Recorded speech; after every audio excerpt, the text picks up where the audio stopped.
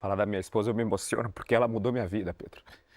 Luciele de Camargo, ela mudou completamente minha vida, não só por causa dos meus filhos, né, que depois que eu fui pai eu passei a ter planejamento, passei a olhar lá para frente, porque eu tenho 2 filhos para cuidar, mas a Luciele, ela foi muito importante na minha formação como comunicador, na minha formação como homem. Eu tinha trabalhado 8 anos na Rádio Jovem Pan, mas eu sempre quis ser narrador.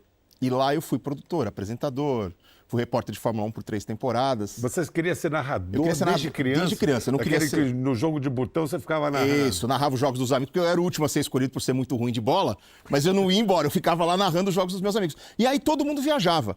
Eu me imaginava narrando uma final de Copa do Mundo e eles se imaginavam jogando uma final de Copa do Mundo. Porque, sei lá, com 10 anos de idade, chutando a bola numa rua, numa quadra, e tem alguém narrando ali no fundo. Então todo mundo viajava juntos. E eu não queria ser bombeiro, não queria ser astronauta, aqueles sonhos de criança. O meu sempre foi ser narrador. E aí, eu trabalhei 8 anos na Rádio Jovem Pan, cheguei a falar com o dono da rádio 3 vezes sobre a chance de ser narrador. Ele falou, não, eu gosto muito de você, mas você é produtor, você é apresentador, você é repórter, você não é narrador, não vejo você como narrador. Beleza.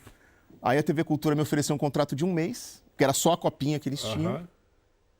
Eu falei, bom, não tô casado, não tenho filho, eu já era rimo de família por causa da minha mãe, mas assim, quando você tem mais gente dependendo de você, você fica um pouco mais covarde, você se arrisca menos. Falei, se eu não arriscar, a hora de eu arriscar é agora. E aí deu certo, porque a copinha deu tão certo que a Cultura fechou outros contratos.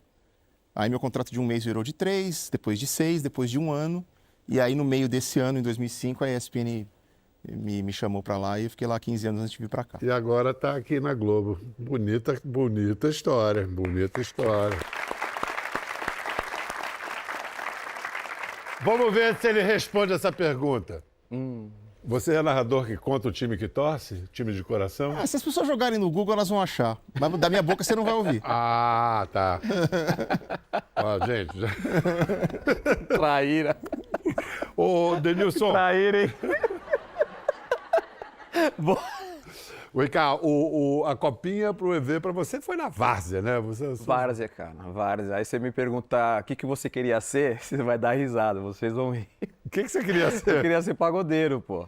Eu queria ser pagodeiro, eu sou de uma geração de catinguelê. Óculos na cabeça. Não, você tem cara de Sucesso, pagodeiro, Denilson. sucesso, os caras estourados, carros do ano e tal. E eu falava, cara, eu quero ser pagodeiro, acho que isso é o negócio. Eu não posso viver lejos de tu amor. Eu não posso viver lejos do teu amor, teu amor. Jogava na várzea, mas sem nenhuma pretensão de ser jogador profissional, Pedro. Eu fui começar a imaginar ser jogador profissional quando eu vou para o São Paulo com 13, 14 anos de idade, aí eu começo a ter contato visual com o Miller, com o Raí, com o Leonardo, com essa galera, e você começa a falar, cara, eu acho que é possível, né? Porque você imagina só, sei lá, quando eu vou morar numa concentração no Morumbi, debaixo das arquibancadas, eu e mais 35 garotos, todo mundo pensando a mesma coisa. Então tem ali uma disputa interna. Claro. É o bonito, o coletivo, né? Vamos juntos e tal. Mas tem um tal do individualismo ali que eu quero chegar também. Lógico. Então eu fui começando assim a pensar em ser jogador profissional quando eu chego no São Paulo. Até eu chegar no São Paulo, vamos tirar onda jogando na várzea, brincando e jogava na rua e jogava no campo de terra, assim. Aí Denilson apareceu como um fenômeno no São Paulo. Era um azougue esse cara, rápido pra caramba, drible, desconcertante, um atrás do outro. E você sabe que ele foi a venda mais cara do futebol brasileiro, superando o Ronaldo Fenômeno. Em 98, o Betis da Espanha pagou 32 milhões de dólares por ele. O que você fez com esse dinheiro todo, Denilson? Pô, Não foi todo, né? Só 15%. Mas tá bom. Hoje seria maravilhoso, Pô. né? Porque a regra mudou, né? Hoje o jogador tem uma fatia maior, né? Uma porcentagem maior do contrato. mas incrível, Eu um recorde. da que- época, 15%, Pô. né? Eu perdi uma parte por causa de má gestão, não só da minha Uhum. parte, mas da parte da família, de empresários e tudo mais. Má fé do empresário também. Fico pensando, você saber que está valendo essa grana toda, aquilo naquele momento te dava mais confiança ou era um caminhão nas costas? No começo, confiança. No começo, realização de sonho. No começo, comprar a casa para a mãe, que era o grande objetivo. A história, eu acho que de 95% dos garotos que conseguem chegar num time profissional e conseguem ter o seu primeiro dinheiro. O primeiro jogador, o jogador que pensa, quando ele ganha o primeiro montante, em comprar um carro, em fazer coisas para ele, para mim ter o caráter duvidoso. Então, o primeiro pensamento foi, beleza, vou mudar a vida da minha família aqui, depois eu vou pensar em mim. Aí, quando você pisa no futebol europeu, aí foi a parada do ficar com medo, né? Porque quando eu piso no futebol europeu com 20 anos de idade, eu era o jogador que tinha vindo de uma final de Copa do Mundo da França, jovem, né, com uma projeção muito grande, e não consigo jogar bem no futebol europeu. Então, como é que o Betis pagou 32 milhões para esse jogador? E aí você começa a tomar as pancadas, aí você vai amadurecendo. E muito Hoje é muito jovem, agora eu tô me dando Cara, conta, você tinha 20 anos. anos. Hoje é muito confortável falar, né? É. Discernimento, assim, a gente Claro. amadurece, mas na época eu assustei com tudo que estava acontecendo, porque eu percebia que as pessoas estavam me julgando pelo valor que o clube pagou por mim. Não por o que eu estava fazendo ali dentro do campo ali. O que é uma sacanagem, né? Então eu demorei a entender isso. Olha, aqui com a gente estamos com o pessoal do Centro Olímpico do Ibirapuera, é isso? E quem é goleiro aí? Ah, não veio um goleiro. tem um aqui, veio ali, veio ó. um ali. Tem um corajoso ali, ó. Instituto Edmilson. Vocês são de onde? Santana de Parnaíba. Ah, Somos próximos, somos vizinhos. esse cara, olha só a pouca bola que ele jogava. Mostra aí. Vamos, Denilson, é contigo mesmo. Trem de bola, o Denilson. Cisca de um lado pro outro, aí do jeito que ele gosta.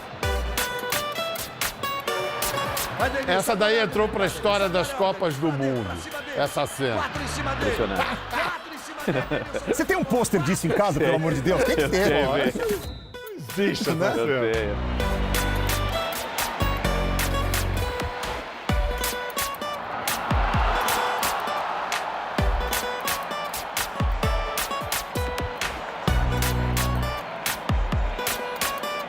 Puro cruzamento, olha a chance, Denilson.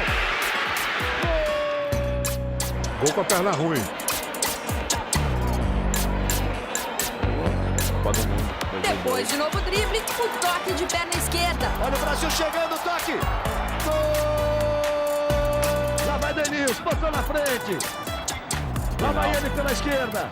Rivaldo e Juninho pelo meio. Denilson faz a vida, Denilson. Final de Copa do Mundo, o cara faz isso.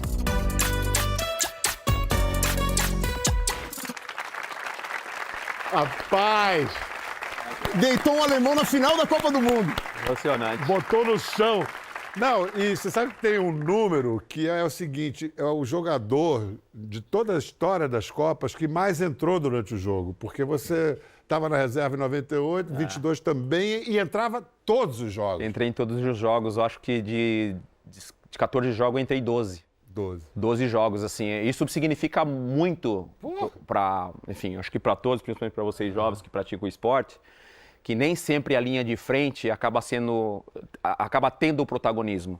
Então, quando a gente fala de coletivo, de time, às vezes, quando o treinador, depois eu aprendi isso muito rápido, Pedro, quando eu estava no banco de reserva e o treinador me chamava, eu sabia que ele estava me chamando porque ele queria mudar alguma coisa que estava acontecendo naquele jogo. Aí dava uma orientação técnica, assim, vai lá e faz o salseiro.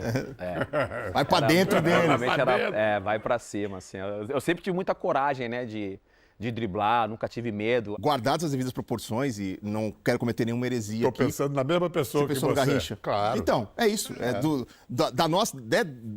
Deste momento da nossa... Né, quem acompanhou a Copa de 2002, o Brasil ganhou com um cara tratando um alemão de João na final da Copa do Mundo.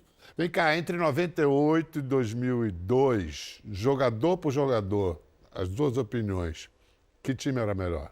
De 98 para 2002? É. Seleções do Brasil. Eu vou ficar com a de 2002 porque ganhou. Eu acho por um quê? critério Então. perfeito. É um fenômeno. Não, mas não é só isso. Assim, a seleção brasileira de 2002, ela tinha ainda o Ronaldinho Gaúcho. Agora, para maltratar, Exato. comparar com a seleção atual. Ouvindo o EV falando, com a seleção atual, as duas, a de 98 e a de 2002, são melhores, pô. Né? Com a seleção atual, com todo o respeito. Não é porque ganhou, perdeu, enfim, não ganhou, mas assim, com todo o respeito, a de 98, chegar numa final, qualquer outra seleção, Pedro, que chega numa final de Copa do Mundo, mesmo não ganhando, chega no país é ovacionada. Porque você chegar numa final de Copa do Mundo é difícil. É.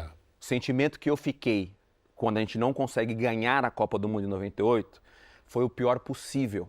Felizmente, Deus foi generoso comigo, Te deu. me deu a oportunidade de jogar uma outra final e com um final feliz. Porque senão eu ia ficar com esse sentimento até hoje, falar, caramba, mano, eu cheguei numa final tão difícil e eu não consegui ganhar. Porque quando a gente volta pro Brasil, os que voltaram, né, porque muitos ficaram na Europa, quando a gente volta pro Brasil, cara, a gente parecia que tinha cometido assim o pior crime possível. Se fosse qualquer outro país do mundo, Sabe? voltavam aclamados. porque Então, foram- assim, as duas seleções de 98 e 2002 são melhores do que a de agora. O narrador bom, o locutor, ele percebe que ele está vivendo um momento histórico na hora que ele está vivendo. Olha esse da Copa de 2022. Prestem atenção na perninha do EV. Ai, ai. Primeira seleção do continente africano a ficar entre as 4 melhores da Copa. A primeira seleção do continente africano a ser semifinalista do Perninha. Campeonato Mundial. A bola passa e ela vai se perder pela linha de fundo. Marrocos vai escrever um capítulo inédito para a história do futebol africano em mundiais. Terminou! Vai, Marrocos! Você acha que eu sabia que a perninha tava tremenda? Você não percebe. Claro que não. Eu não mas percebo. o que eu acho incrível, vocês estão, hoje, não sei se deve ser a primeira vez de muitos de vocês num estúdio de televisão. É tudo meio silencioso, tudo artificial, e todo mundo tem. Aqui a gente tem que ser na maior naturalidade, né? No meio do ambiente todo artificial. A mesma coisa ali, ele está num silêncio gélido. E você, ao mesmo tempo, emocionado, como se estivesse. O barulho lá. da torcida só no meu ouvido, né? Quem tá ali do lado não tá ouvindo nada. Tá ouvindo só a minha voz. Mas assim, eu acho que faz parte da magia da profissão. Eu até fico meio assim quando o pessoal mostra os bastidores. Falo, pô, tu tá cortando a magia pra quem tá em casa. Uma de Mr. M, né? Então, exatamente. É isso. Mas vai na minha que não tá, não. Não tá, né? O EV, ele tem um carisma na voz. Tem, né? Ele consegue dar a importância pro lance, qualquer lance normal. Eu acompanho muitos jogos com ele em casa, fazendo a lição de casa, né? Pra fazer o programa e tal. E ele coloca, às vezes o jogo tá muito ruim, às vezes eu mando mensagem pra Paulo Nunes, pros amigos, Caio e tal. Rapaziada, hoje tá difícil, hein? Eu só tô aqui assistindo porque, né, o trabalho e tal. E ele consegue dar emoção pra um jogo que tá normal, cara.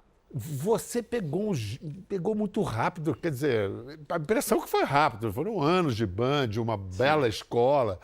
Isso é uma cachaça, esse negócio de televisão, você sabe, né? Você não vai mais largar esse negócio, né? Cara, eu tô completamente apaixonado, assim. Você citou a Band, até se você me permite, Pedro, Claro, agradecer. claro. O que eu sou como comunicador hoje, eu aprendi na Band, né?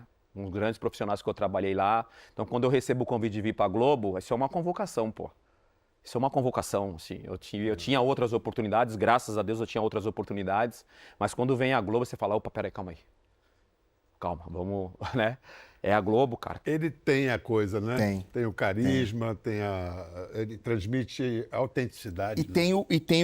Ele tem o conhecimento que muito ex-atleta tem. Mas muito tem e não consegue transmitir. Exato, como aquele professor que você sabe que ele conhece, mas na hora da aula você fala, putz, eu esperava mais dessa aula. Com ele não, porque vem o conhecimento, mas de um jeito leve, de um jeito que assim, a gente se sente Puta, numa que honra. mesa de restaurante, numa mesa de bar ali, trocando honra ideia ouvir com ele, isso. entendeu? E tem outra coisa, ele fala não só para quem já entende de futebol, ou acha que entende, como todo mundo, mas para quem não sabe nada de futebol, ele explica. Que na TV aberta é muito importante, porque o público é muito variado, né? Eu me lembro disso, por exemplo, em Olimpíada. Que aí você vai fazer um esporte que não é muito popular, você precisa falar para os iniciados, mas você precisa falar para minha mãe, Dona Maria, de 85 anos, que está em casa, que vai olhar pela primeira vez uma competição de esgrima. A pessoa precisa entender. Exato. Precisa entender o surf, precisa entender o tênis de mesa. É Que são esportes maravilhoso não que são o muito brasileiro aprende rapidinho, né? Assim, 5 Vira- minutos vendo ginástica, já está reclamando da nota. Xingando o juiz. Todo mundo acha que é fácil, né? Não só torcendo para crianças japonesas caírem do skate, né? Que horror! né? Mas especialmente isso, xingando o juiz, reclamando, falando, não sabe nada, a Rebeca foi muito melhor e tal. Eu sei que quando veio o convite da Band, você ficou meio na dúvida se sua senhora, Luciele Camargo, que é irmã eu vou me dos emocionar. queridos Zezé, Pá. ela que te disse pra você. Eu me emociono. Falar da minha esposa, eu me emociono, porque ela mudou minha vida, Pedro. A Luciele de Camargo, ela mudou completamente minha vida, não só por causa dos meus filhos, né? Que depois que eu fui pai, eu passei a ter planejamento, passei a olhar lá para frente, porque eu tenho 2 filhos para cuidar. Mas a Luciele, ela foi muito importante na minha formação como comunicador, na minha formação como homem. Então, quando eu recebo o convite de... Primeiro, eu tinha recebido um convite de uma rádio para fazer a Copa do Mundo de 2010 numa rádio. E eu estava já com o contrato na mão para assinar. E ela falou assim, você não vai assinar esse contrato porque você tem uma história linda em Copas do Mundo, uma história linda como atleta profissional. E você precisa, se for comentar alguma coisa, tem que ser em TV. As pessoas precisam te ver.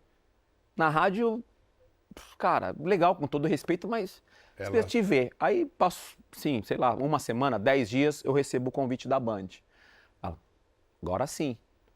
Aí eu falei, pô, mas não sei. Ela falou, ó, se você aceitar fazer a Copa do Mundo de 10 na Band, você não vai sair mais. Aí eu falei, por quê? Ela falou assim, porque a câmera te namora. Ela usou essa frase, a câmera te namora. E desde então eu estou trabalhando, assim. Então ela mudou minha vida, ela mudou minha visão para a vida. A gente completamos, né, 15 anos de casados. Então, assim, pro Vampeta que apostou em 3 meses... Teve isso, né? Grande Vampeta!